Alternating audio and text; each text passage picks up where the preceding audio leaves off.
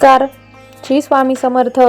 घटस्थापनेपासून ते विजयादशमी दसऱ्यापर्यंत आपल्या सर्व महिलांना एक छोटासा उपाय हा आपल्या घरात म्हणजेच कुलस्वामिनीसाठी करायचा आहे. बघा, उपाय खूपच छोटा आहे, परंतु हा उपाय केल्याने आपली कुलस्वामिनी नक्कीच आपल्यावर प्रसन्न होईल.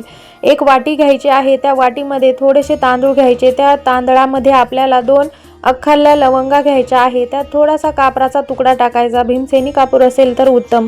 आणि ही वाटी घेऊन आपल्या देवघरासमोर किंवा घटासमोर आपल्याला एक आसन टाकून बसायचं आहे आणि तो कापूर प्रज्वलित करायचा आहे. कापूर प्रज्वलित झाल्यानंतर आपल्याला ओम ऐं ह्रीं क्लीं चामुंडाय विच्चे, ओम ऐं ह्रीं क्लीं चामुंडाय विच्चे या 99 मंत्राचा जप करायचा आहे. जोपर्यंत कापूर जळतो आहे तोपर्यंत आपल्याला मंत्रजाप करायचा आहे. आणि कापूर शांत झाला की आपल्याला त्या कापराची आणि लवंगांची जी राख आहे ती एका डबीत किंवा पिशवीत भरून ठेवायची आहे. माहिती आवडल्यास चॅनलला सबस्क्राईब करा. धन्यवाद. श्री स्वामी समर्थ.